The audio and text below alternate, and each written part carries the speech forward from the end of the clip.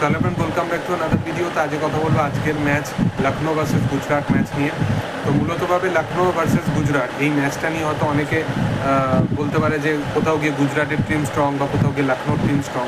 আমি বলবো যে এই ম্যাচটা না প্রেডিক্ট করা খুবই মুশকিল। মানে আইপিএলে এবার এমন একটা সিচুয়েশানে টিমগুলো আস্তে আস্তে মুভ করছে, মানে একটুখানি বলা বা প্রেডিক্ট করা খুবই মুশকিল। মূলতভাবে গুজরাট লায়ন্স, আমি আগেও বলেছিলাম যে প্রথম দুটো ম্যাচ তারা হেরে গেছিলো, বাট তারপরে তারা যেভাবে কামব্যাক করে, আমি বলেছিলাম যে এই টিমটার মধ্যে পুরোপুরি ক্যাপাবিলিটি আছে মানে টপ 4 টিম, মানে নিজেদেরকে টপ অর্ডারে নিয়ে যাওয়ার জন্য। এবং এই টিমটা খুবই ব্যালেন্স একটা টিম, এখানে মানে দুর্দান্ত ভালো ভালো বোলাররাও আছে। তো নো ডাউট এই টিমটার উপরে কোনো সন্দেহ করার মতো কিছু নেই। এর পাশাপাশি লখনৌ কোথাও গিয়ে আবার একটা কামব্যাক করে নিয়েছে। লাস্ট ম্যাচে মুকুল চৌধুরী যেভাবে ক্রিকেট খেললো, যেভাবে সে ম্যাচ ফিনিশ করলো, মানে বুঝিয়ে দিয়েছে যে এই টিমটাও কোনো অংশে কম নয়। মানে ওরকম একটা ফিনিশার, দুর্দান্ত একটা টিম। এবং তার পাশাপাশি এখনও পর্যন্ত টিল নাও এই দুটো টিমের মধ্যে যদি কম্পারেটিভলি দেখা যায়, দেখো মূলতভাবে এই দুটো টিমই 200+ স্কোর করার মতো ক্যাপেবল, অবশ্যই চেস করার মতো ক্যাপেবল, এটাও অবশ্যই। বাট 220+ এই দুটো টিমের মধ্যে আমার মনে হয় না যে কোনো টিমের যাবে বলে। নান আদার দ্যান যদি সাই সুদর্শন, শুভমান গিলের আবার যদি সেই পুরনো লাস্ট ইয়ারের মতো যদি ফর্ম চলে আসে, দেখার সেটা আস্তে আস্তে সেটা কোথাও গিয়ে আসছে। বাটলারের মতো প্লেয়ার এই সিনেমায় মানে এই থ্রু আউট এই টিমের মধ্যে আছে, এবং প্রসিদ্ধ কৃষ্ণার মতো, মোহাম্মদ সিরাজের মতো। তো একটা ব্যালেন্স টিম গুজরাট, তো কোনো অংশে কম নয়। প্রসিদ্ধ কৃষ্ণ নামটা এই কারণে নিলাম, লাস্ট ইয়ার সে পার্পল ক্যাপ উইনার ছিল। এবং এদিকে যদি লখনৌরও কথা বলি, লখনৌর যদি ব্যাটিং লাইন আপও দেখো, ঋষভ পান্ত, নিকোলাস পুরান, এবং তারপরে এখন মুকুল চৌধুরীর মতো ব্যাটার আছে, এবং আবেশ খান এরকম বোলার আছে। তো মূলতভাবে একটা ব্যালেন্স টিম। লখনৌতে মোহাম্মদ শামি যেরকমভাবে সে ক্যারেক্টার প্লে করছে, সে যেভাবে বোলিং করছে, লাস্ট ম্যাচে সে যেরকম 4 ওভারে মাত্র 9 রান না 10 রান দিয়েছিল কেকেআরের সাথে।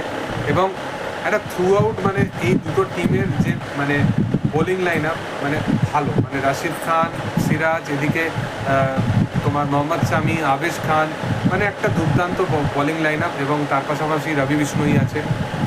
তো আমার মনে হয় যে পার্টিকুলারলি যদি আমি দুটো টিমকে পাশাপাশি বসাই, আমার মনে হয় যে এখনও পর্যন্ত গুজরাট লায়ন্স কোথাও গিয়ে এগিয়ে থাকবে লখনৌর থেকে কম্পারেটিভলি, আমার মনে হয়। কারণ গুজরাটের যেরকম টিম, তাদের যেরকম লাইন আপ, তাদের বোলিং লাইন আপ আরও বেশি আমার স্ট্রং মনে হয়। বিশেষতভাবে রাশিদ খান, রবি বিষ্ণু এই দুজনকে আমি পাশাপাশি বসাই। Rashid Khan as a batter হিসাবেও ব্যাট করে দেয়, এবং তার পাশাপাশি বোলিংয়েও রাশিদ খান কোথাও গিয়ে কামব্যাক করেছে। তো রাশিদ খানের সাথে কারো কম্পেয়ার হয় না। এবং রবি বিষ্ণুই অ্যাজ এ লেগ স্পিনার হিসাবে তার বোলিং লাইন আপ প্রপার ভালো, বাট আমার মনে হয় যে অ্যাজ এ লেগ স্পিনার আমি তার চেয়ে অনেক বেশি এগিয়ে রাখবো রাশিদ খানকে।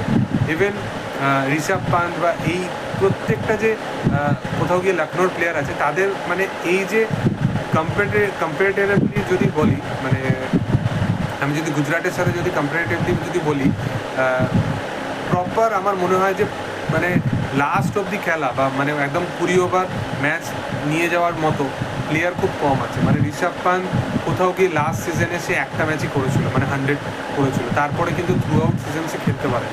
এই সিজনে ঋষভ পান্ত ভালো খেলছে, বাট কোথাও গিয়ে ঋষভ পান্ত ওই যে ম্যাচ ফিনিশিং যে অ্যাবিলিটিটা, সেটা কোথাও গিয়ে আইপিএলের সময় লখনৌর ক্ষেত্রে কখনো দেখাতে পারে। তো আমার মনে হয় যে তাকে কোথাও গিয়ে দায়িত্ব নিতে হবে। নিকোলাস পুরানকে অ্যাজ এ সিনিয়র প্লেয়ার হিসাবে তার ওপর যখন ফ্র্যাঞ্চাইজ এত বেশি ফেথ দেখাচ্ছে, তো আমার মনে হয় যে সেই ফেথটাকে কাজে লাগিয়ে তাকে আরও বেশি এগিয়ে যেতে হবে। তো আমার মনে হয় যে এখনও পর্যন্ত আমার গুজরাট লায়ন্সকে আমি এই মানে ম্যাচটাতে কোথাও গিয়ে এগিয়ে রাখবো।